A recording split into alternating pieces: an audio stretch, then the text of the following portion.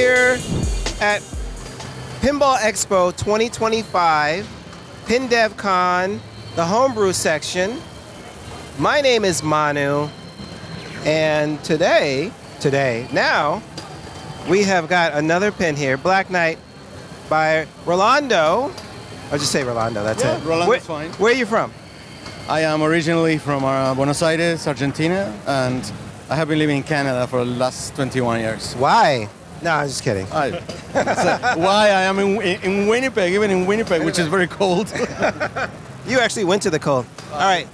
Talk a lot of jokes about Winnipeg. Did they? Yeah, the Simpsons, they even have they're driving into Winnipeg, and all of a sudden they have a sign that says, that's right. "We were born here, what's your excuse?" Yeah, that's right. I forgot about that.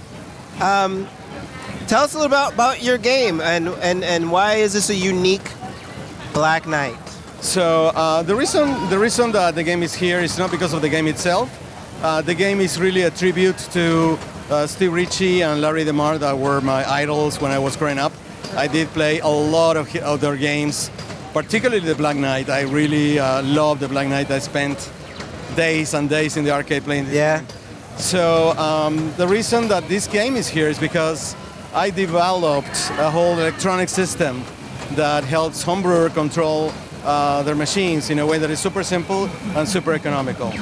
So when I started with the idea of making a game, I looked at all the options, and I saw that many of these systems that were commercially available, they kind of rely on a computer that connects to a USB port, and it connects to a bunch of electronics. And I was looking at that, and I'm an electronics engineer myself, and I was thinking, why they go to all that? A Raspberry Pi has 4 processors.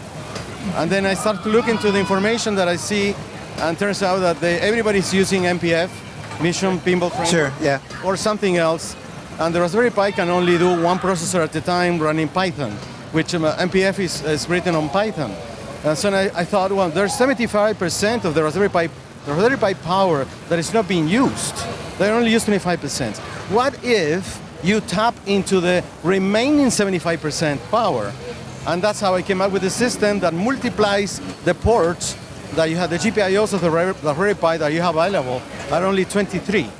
So then I came up with what I call I call it the port multiplier. I mean, 23 GPIO ports are not enough for running a pinball machine. Just think about the solenoids. You have 16 solenoids. Right off the bat, you have 16 outputs. Yeah. And the inputs of the system, you have at least, I don't know, like 42, 45 switches. Yeah. So then you need the means to multiply it. And I sort of designed a board that I thought it simplifies a lot everything, because you only have one system and you have a bunch of virtual ports. When you do the program, the electronics does that for you. You don't see that. You see a vector that you see ones and zeros there, and those are your virtual ports. This machine has 6 8-bit virtual ports. And also in the electronics, you have every port, I call them ports, right? Okay. You have a connector that has 10 pins. One is for ground, the other is for power. And then you have 8 bits. And that's I call them the bus, the port bus. And then the wiring is very simple, because with that ribbon cable that you connect to the port, you visit device, device, device in a daisy chain manner. And then on each one of the devices, you select in which bit of the bus of the port you're going to drop your signal, right? So there, for instance, if you look at the pop bumper, it has only 1 bit that tells. Yeah, the pop bumper has only 1 bit that tells when the skirt is actuated. Right.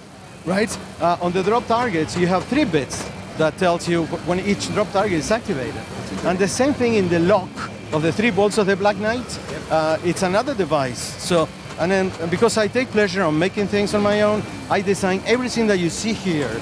I design not only the electronics, I design the playfield, I design even the lenses of the machine are made with pour epoxy, cast epoxy, and the posts are made with cast epoxy. I made silicone rubbers for all of that. Yeah. And, so are you saying this? And the drop targets too, is that your own design? Yes, they are 3D printed actually. And everything also is optical in the system. There is nothing is lift switches, because I don't like lift switches. Really? So these rollovers, they trigger They trigger an optical system that detects when the little plastic comes down. It interrupts a beam of light, and that has also a little electronic circuit, which is very easy to make. It's called monostable, and it gives you a very nice, perfect pulse, opposite to when you make a contact between two metal thingies on a lift switch, right? Sure. That makes a lot of bouncing. It's called, and you have to debounce, right? So there's software that goes into that, so I make it much more simple. So this looks like a standard play field with. Are these the original graphics? Well, the graphics are original. I didn't want to change anything because my tribute to Stevie and to Larry and to the guy that designed the artwork, I don't remember the name, but I think I wanted to keep it the original design, but show what you can do with the electronics that I designed. It's only really 2 boards. And this is a Raspberry Pi driven? There's a Raspberry Pi. A Pi what?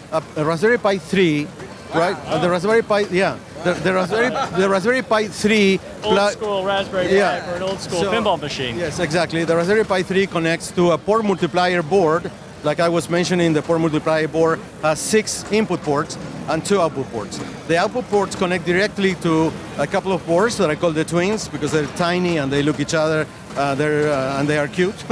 So and then those 8-bit solenoid boards, they control the 16 solenoids in the machine, right? So and also the Raspberry Pi has a beautiful 32-inch screen output. The screen. Oh, that's right. The screen is the out. Oh, that's right. Yeah. So that's not a translite? No, that's not a translite. It's also not what the VPXers would call a DirectV 2S because this is not running on Windows. It's running on I think it's Raspbian. Yes. From Raspberry Pi, and it does a pretty good job. Like I'm using the full potential of the Raspberry Pi. I'm using the 4 processors of the Raspberry Pi, so you don't need additional hardware other than the port multipliers, right? So, in other systems, you will see that they are interconnected with a lot of Ethernet cables, and they have all these communication protocols, and the boards talk to each other, and they try to overcome all the electromagnetic interference that you have in a playfield by using the Ethernet, which is a very good system for RJ45. Yes, the RJ45, but also the RJ45 has 8 wires, and each pair is twisted pairs, and they have the differential signal, and that is kind of the technology that is immune to noise, right? That's why they use that. But having said that the noise, electromagnetic noise, is going to affect very fast-moving signals. For very slow-moving signals, it doesn't really affect that much. And what you have here, because of the port multiplication, the ports are 1s and 0s that change over time at the speed of what a human can see, right? So you drop a target bump, the 1 drops to 0. I mean, you hit the bumper, like you have 300 milliseconds that the thing is down and goes up. So it's really not affected by the noise. So you don't need really something really expensive than that. So I have some of the boards. Unfortunately, I have my boards, the sample boards that I left on my stand, but I can show you later if you want. It is really a 10 centimeter by 10 centimeter, which is in American would be 4 inches by 4 inches. I hate Imperial metric. I love metric system. So that is the size of the port multiplier. Only 10 centimeter by 10 centimeter, 4 inches by 4 inches. That hook up to the Raspberry Pi.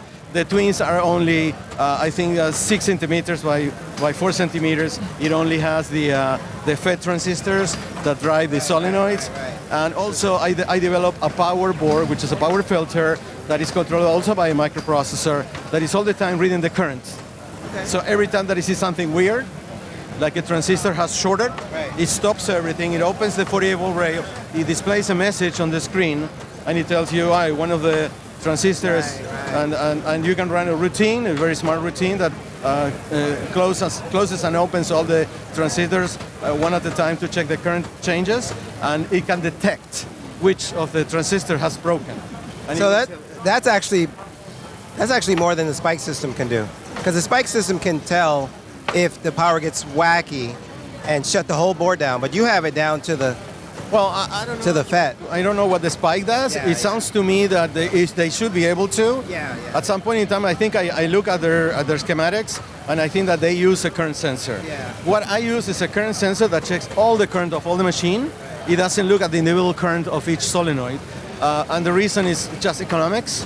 I got away with it because I can just use the whole current that the machine is consuming, and I can tell when there's something went wrong using my programming and algorithms, and that's what I'm saying. I use a lot of software and a lot of hardware to make things simpler. So let me ask you, what is there a limit to what you've developed in terms of like comparable games? Like, so Black Knight, admittedly, is a little more It's dated. a little more dated, yeah. But will your stuff be able to run, say, like the current like Jersey Jack stuff? Like, will it have- Jersey Jack has some very, very wild stuff. Yeah, they do a lot of stuff under there. So I don't know what the kind of power that you need to do that. Yeah. So I mean, I'd say to use my system is only compatible with the Raspberry Pi, right? Yep. So because it multiplies the ports of the Raspberry Pi, period. Right. So if you use a Raspberry Pi 5, Sure, there you go. which is Yeah, yeah. insane, Yeah. you have 2 screens of 4K each. Yeah, All right. yeah. So and you can do a lot of things with that. So you can scale up your stack. You can definitely scale it up Yeah. as long as the Raspberry Pi scales up. Now, if you get to the point that the multiplication of the ports is not enough, I mean, you can multiply them much more times as long as your signals become slower and slower. Yeah, yeah, all right, yeah, yeah. because of the sampling rate. Right now, without any degradation to what you see here, you could have 64 input bits and 64 output bits. So that means 64 inputs for signals that come from the playfield and 64 solenoids that you can control. That's a lot. So who the hell needs 64 solenoids? Yeah, that's So and then again, it goes again to the concept of the output port. You have a port that serves to you, that puts 8 bits on a right, and you connect to that port, and you can use the twins, right, or you can use a twin and a half. You can use 3 of the 8-bit solenoid boards, and then you can control 24 solenoids, right? Yeah, or you can control 32 solenoids. That depends how many output ports you use. But also, you can use the output port to control some other things. You can control stepper motors. yeah. You can control topper stuff. You can control whatever. Exactly. Yeah, Whatever you yeah. want, you can control. Is this available for people to use? How did people get in touch with you to talk to I mean, about, or is that in your plans at all? No, it's in the plan. There's already something in motion. Okay. You can send me an email if you want to know more about the system right now. What is your email address? It's my name and my last name. It's Rolando Martin at gmail.com. Okay. My name, Rolando Martin at gmail.com. Okay. I hope that went clear. And all right. And yeah, they can send me an email. I can tell you everything about the system. I cannot say much more, but some major distributor has contacted me about the system. There may be plans, because it's not only the system, it's the whole ecosystem. It's the target board, it's the targets, it's the bumpers, it's the slingshots. Everything has been made to fit this system. Well, this is really exciting. Rolando has a system here for homebrewers who maybe feel a little more intimidated about getting an entire, Mission Pinball framework and fast boards or P-Rock or whatever. It looks like the system here is capable of running many ideas and pinball layouts and stuff like that. Like Rolando here said, who's going to need 64 solenoids? Who's going to need what? Who's going to need 64 solenoids? If you need 65 solenoids, you're doing it wrong. Okay. But anyway, you may need more than 64 inputs. Yeah, inputs, yes, but no. If they are slow inputs, like drop targets are very slow inputs, you can keep multiplying the ports, right? I mean, if somebody comes with a crazy idea, we can study it, and then we can develop whatever they need. It's going to be really exciting to see what you continue with, Rolando. Thank you so much. You guys saw it right here. This is Black Knight running completely on Rolando's system, nothing else. Thank you so Thank much. you so much, man. Thank you for having me. It was a pleasure. All right. And I hope a lot of success with this with your endeavors. Get in touch with this guy if you need to. Thanks, guys.